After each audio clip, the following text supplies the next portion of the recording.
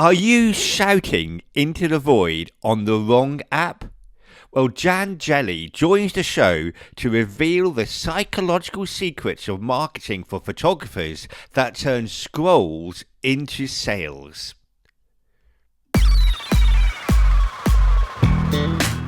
Welcome to Commercial Photographer, your guide to marketing, creativity, and growth.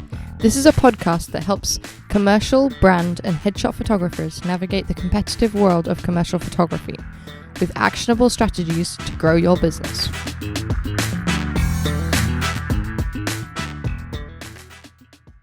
Hello, listeners, and welcome to Commercial Photographer.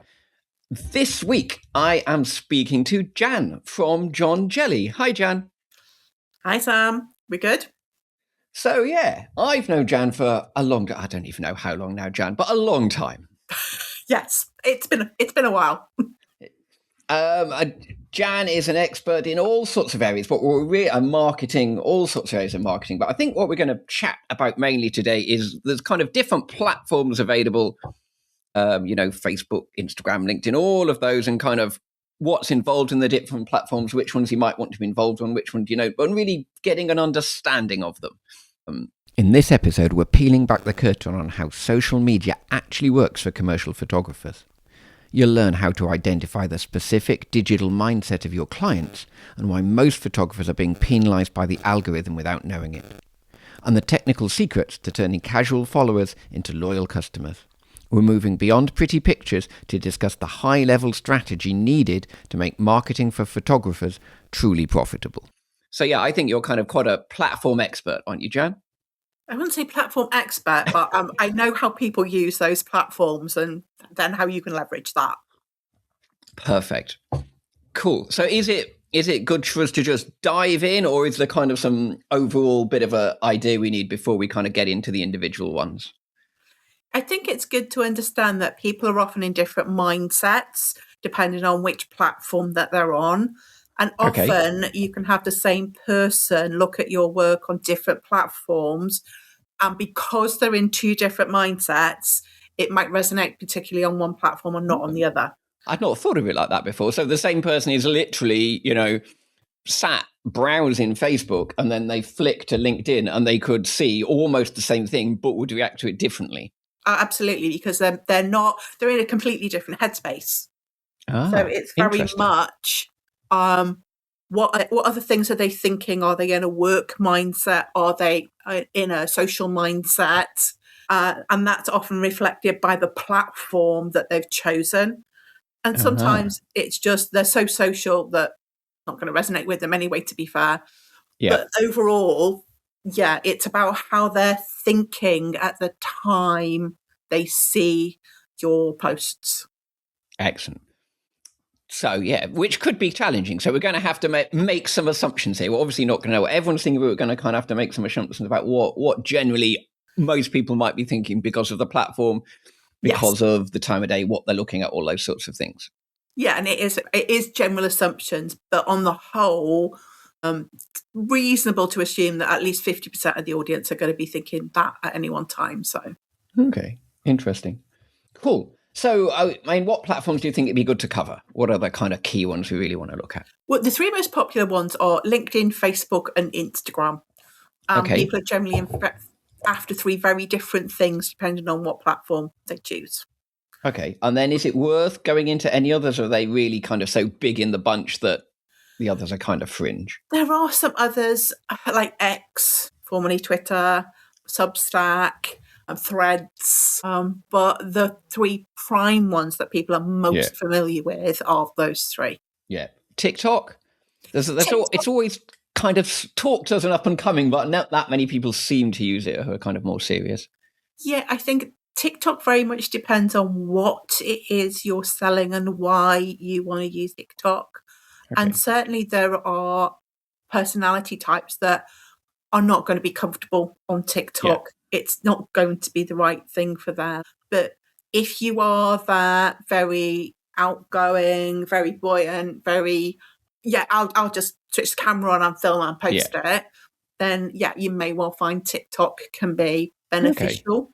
But if you're the one that's going, I'm going to do my first LinkedIn video, it's taking you a month and you're still not sure, then it's probably not for you. Then it's probably not for you. No, it's probably not. So yeah, that one very much depends on your personality type, TikTok. Okay. And it can work for some. There are some businesses that have made a huge success. But for every success, there are thousands and thousands that never even get noticed. Yeah. Yeah. That makes sense. Okay. So of those big three, then, where do you want to start? I think as we're talking commercial, the logical place to start really is LinkedIn. Yep. Okay. People when they're on LinkedIn tend to be more in a business mindset because it's seen more as a business to business platform. So it's very much business people talking to business people. So that tends to be what people expect, that more professional level, more I'm talking directly to a business, and I expect that business to be a client. Yeah. So they've got invariably their business head on. Yeah.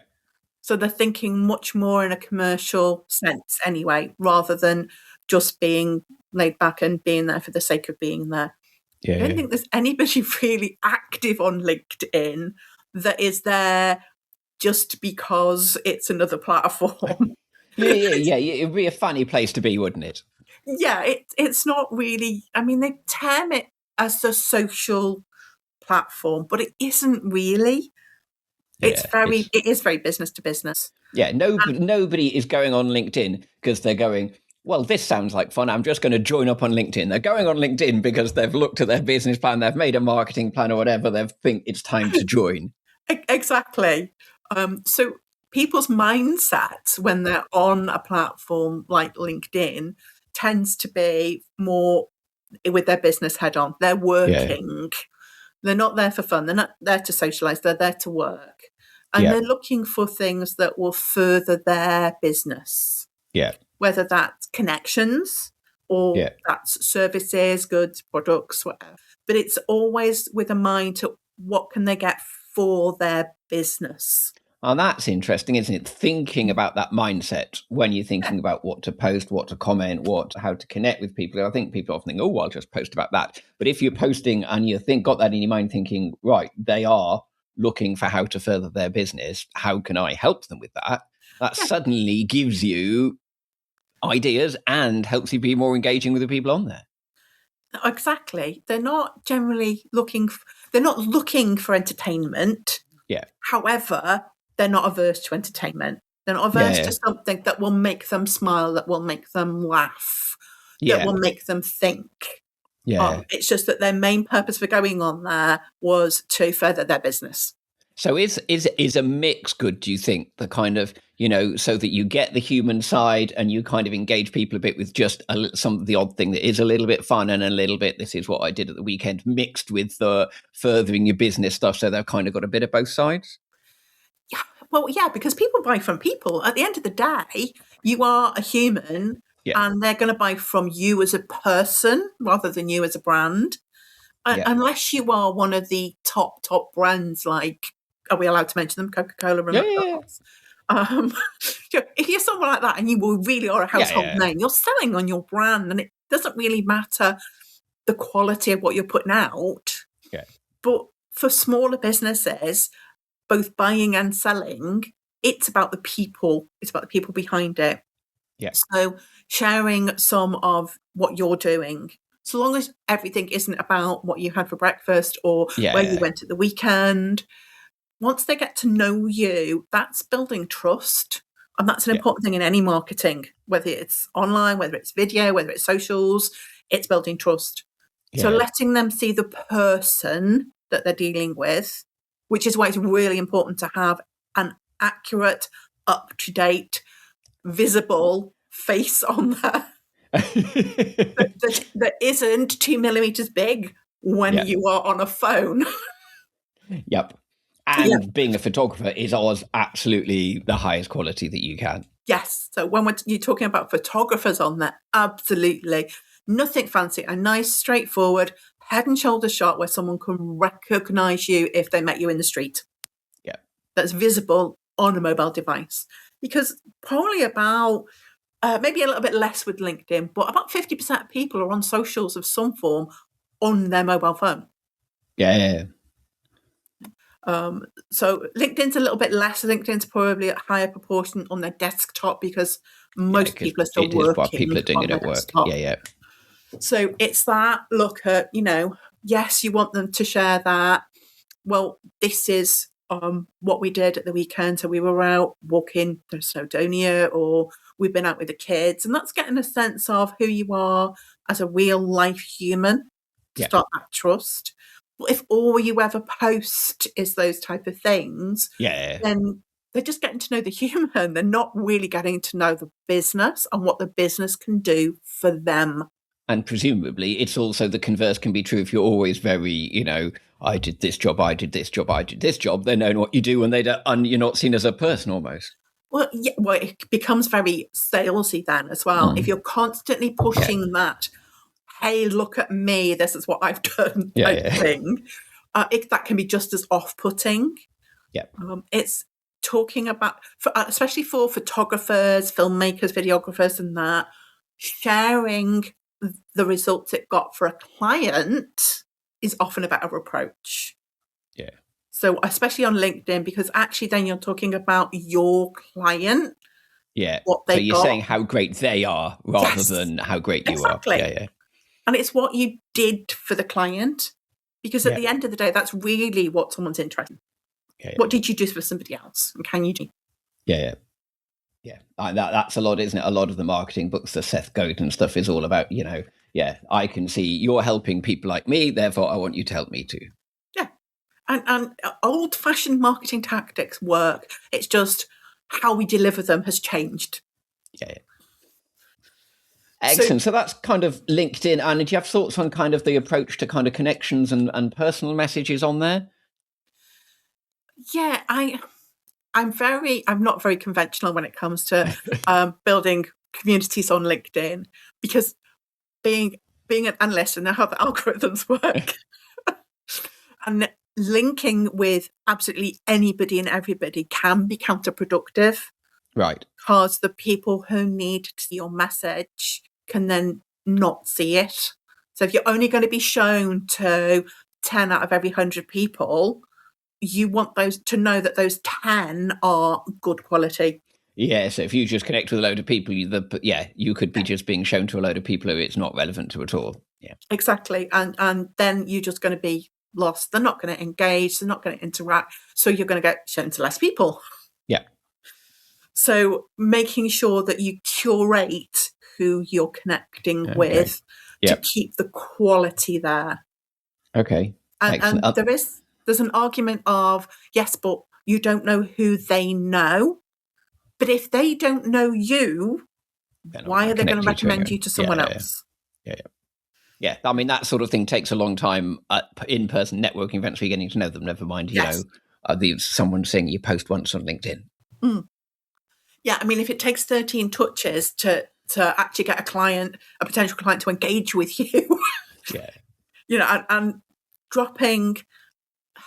dropping sales messages straight into the direct messaging system on LinkedIn is the quickest way to hack people off.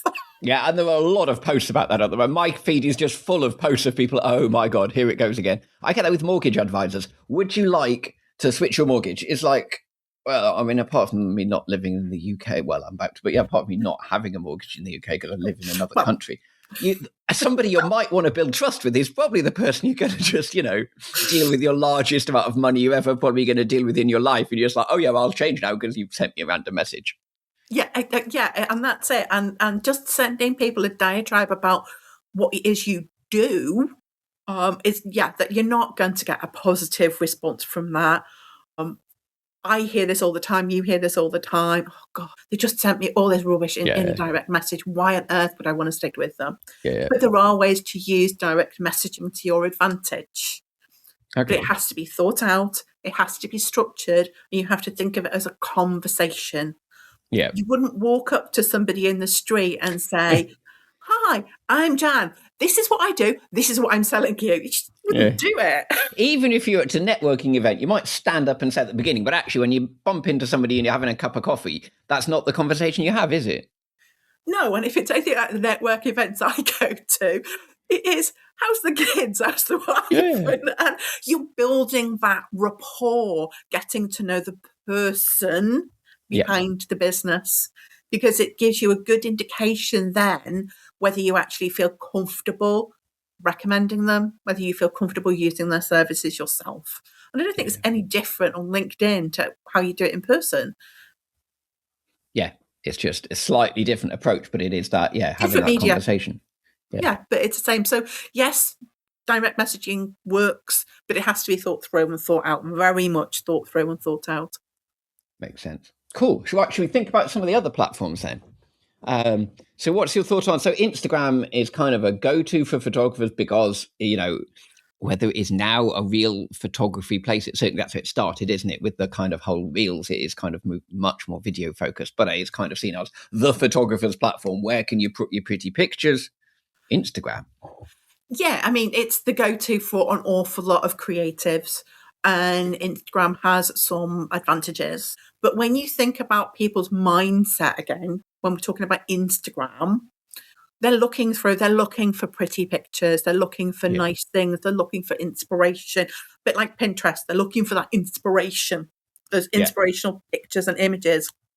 And it's really, really great on Instagram. You can build a following very, very quickly. Yeah. However, it is one of the most difficult ones to convert on. Right. Because generally people have to actively click to go to your profile to then actively click to get to your website. Yeah, because they don't let you put links in post, do they? No, you can't put links in post. You can now put links on some stories, not all. Okay. And it depends where you are and how long you've been using Instagram. So it is possible to have links on Instagram now. However, most people are going to look at the general posts. Yeah. And it's very difficult to get someone to take that effort to click away from the scroll and then click again to go away from the platform. Yeah, and they get warning. I mean, certainly on Facebook, you get warnings, don't you? You are leaving the platform. Oh, you get it on LinkedIn too. Are you sure you want to do this? My God, why would you ever want to leave us?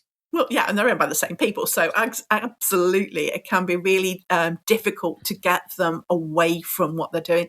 And to be fair, their mindset is they just want to be entertained. They're just scrolling through for that visual entertainment. And they rarely actually even read the text that goes along with the images. Yeah, they're just looking. I mean, I've talked to some photographers who spent a long time making their profile pretty, so they've deliberately organised the pictures in the grid so they look nice. Apparently, there's even apps that help. But I'm like, who's going to your profile? Let's be honest, everyone's scrolling through the posts. They're not going, oh, I must go and see that person's profile. Exactly. You have to have something that's really, really stopped them in their tracks to make them click away from that scroll. Yeah. And with the video as well, that's even harder if you're just doing images, because they just watch reel after reel after reel. To get them to actually take an action is much more difficult on Instagram.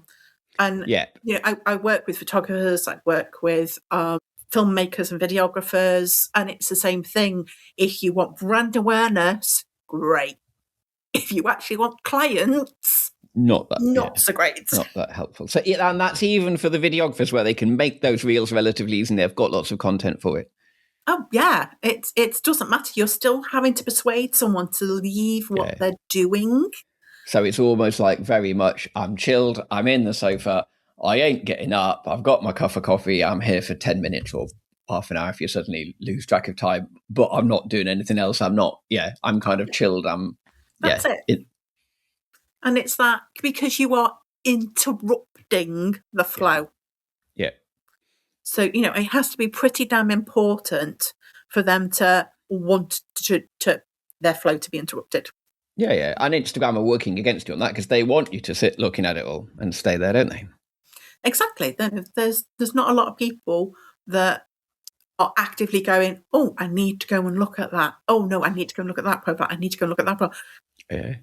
They'll have, they might go to one profile perhaps every visit, but probably not. And you can follow that if they really like the post, they can follow without going to the profile, can't they? So it's not like they have to go there to go, oh, I like that, I'll see more. It's only a click and carry on.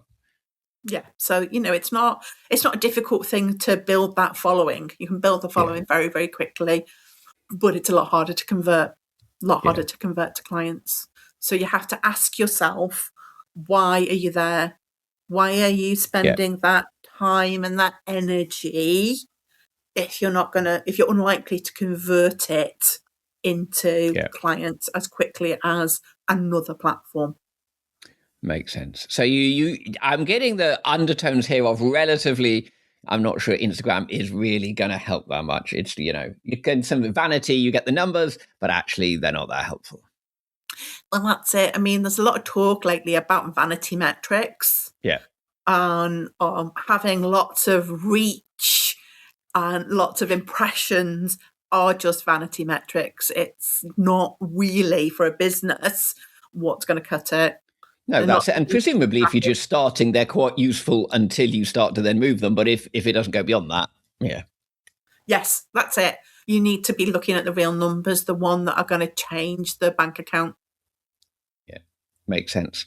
So what about Facebook then? Are you equally down on Facebook, or are you a bit more kind of neutral on that one, or positive even? Right, okay, Facebook is a different animal again. So people are more inclined to read the posts on Facebook. They will read a lot more text than they would on Instagram.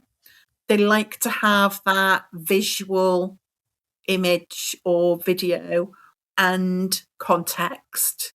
If you want people to click through, then again, you are stopping them in their tracks and interrupting their flow, but they're more inclined to accept that on Facebook. Yeah.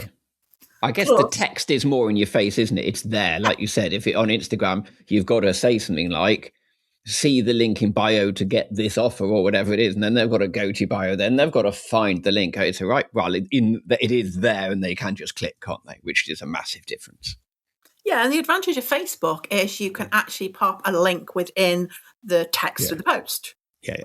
However, what you don't want to do is have a link where you have got the link summary.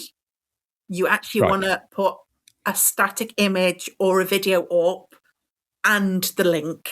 Right. Because otherwise Facebook could penalize you. So what do you mean by link summary? So when you add a link to Facebook, it automatically generates this little summary, which is usually it's usually an image. Oh, it's like that kind of, when you put the link in, it kind of gives you an image that, it gives you an image with a little bit underneath it, generally the title text. So you get that little summary of what that link is. Okay. If you put a link in there alone, then Facebook immediately goes, you're trying to take me away from the platform. Oh, I'm not having this. And you'll be downgraded. So you'll get less reach. Okay. There are some people that say what you should do is you should have that link in the first comment. However, so I've seen a lot of people use that. However, that has a huge drawback. Which is it's not there to click. Well, it's only people on the original post see the link. So if it's reposted, that goes. Second, it's shared, it doesn't go with it. Then you're stuffed. It was on LinkedIn, it wasn't on Facebook. Right. So, and because it doesn't go with the share, you can't control that first comment at its destination. Yeah. Okay. So the trick to Facebook is to write something really, really nice, have that link, but have a static image you have chosen. So ditch the automated thing it creates and put an image in yourself. Yes, so upload an image or upload a short video and then have the link just after all your text introducing it. You were skipping quickly back to LinkedIn because that does exactly the same. Do you recommend the same on LinkedIn, or does it not make much difference? So LinkedIn, you can put it in that first comment because the comments go with the post. But in terms of if you do put the link in the post, do you keep that auto image, or do you think, again, it's worth ditching it and putting something in yourself? Ditch it, absolutely ditch it. Put your own in. You choose what goes there. Again, the algorithms will favour that a little. Okay. Sorry. But and LinkedIn, it's easier to put it in the first comment because that comment goes with the post wherever it goes. It doesn't when you share it on Facebook. Okay. But in terms of Facebook, it is possible to kind of grow a following and get an engaged following, get a following that will actually convert, you think? Oh, absolutely. You can. Okay. You do it right. You have a good approach, a good mix of brand awareness and sales, information, hints and tips, all of those things together so that you build that trust with people. Absolutely, you can convert them. I work for charity. I do that for the charity constantly. And you think in terms of like a commercial photographer, what's that like? If you can like only choose one platform, would it be LinkedIn every time? Or if you did it right, can Facebook be just as effective or more effective? If you're targeting larger organizations, then absolutely I will go down the LinkedIn route. Yeah. If you work with smaller businesses and solopreneurs, Facebook can be just as effective, if not more effective sometimes if you're working for much smaller companies. Yeah. Okay. But you've got to get the messaging right, the post right, the what you're doing right. Yeah, absolutely. And there are people out there who are really, really successful at it. Photographers, filmmakers, videographers. Yeah. The creatives, they have nailed that. Yeah. But it takes work. Whatever you do, it takes work, it takes effort, and it takes consistency. Whichever one you choose, it takes consistency. Which is something we come back to again. And all the marketing, we did a show last week about email marketing, and it's the same message, whatever it is, it's consistency, isn't it? Yeah, that's what marketing's about. It's consistently appearing in front of people with the right message to the right person at the right time. And that's when it works for you. Yeah, perfect. I can feel a whole nother show coming on here, Jan, where we talk about how we actually do this in Facebook, because we're running out of time now. And there's an awful lot to go into there because I think Marcus and I automatically think, well, LinkedIn, because there's people who are in business and they're automatically filtering out a lot of people who aren't in business because you've got to deal with all them on Facebook. So I think definitely I can feel another show coming on here. We can go about how you can really make Facebook work for you. Totally. Yeah, that's fine. Cool. Before we go, any last kind of hints and tips if people are working on their social media, little things they could kind of do tomorrow just to improve what they're doing? Good one for LinkedIn is put something out that's quick and dirty and is designed for engagement before you put out a post that you want them to actually read and take action with. Okay. No more than 48 hours prior. Okay. Interesting. Sounds good. And then if people want to get in touch, Jan, how can they find you? Okay, they can go through the website, which is johnjelly.co.uk, and they can email me at jan@johnjelly.co.uk. And don't forget that you can get for free the Commercial Photographer Guide to Creativity and Marketing. After all, that's what this show is all about. To get your free download, all you need to do is go to our website at commercial-photographer-podcast.com/creativity. Let me do that one again. commercial-photographer-podcast.com/creativity. And from there, you can get your free guide from us to marketing and creativity. Well, Jan really proved that a digital strategy is about human connection, not just broadcasting into the void. For every commercial photographer listening, remember that people buy from people. Keep your face visible, avoid the technical link traps that hide your work, and focus your energy on the specific platforms that actually impact your bank account. Perfect. Excellent. Thank you so much, Jan. There are all sorts we've learned today. That has been amazing. Thank you for taking the time and being with us. You're welcome. Cool. And listeners, I will see you all next week. Thanks so much. And thanks, Jan. Cheers. Thanks for listening to this week's episode. If you want to make sure you never miss a show, head to the website commercial-photographer-podcast.com and sign up to the newsletter. We'll be back next week with more practical advice to help you grow your business. See you next time.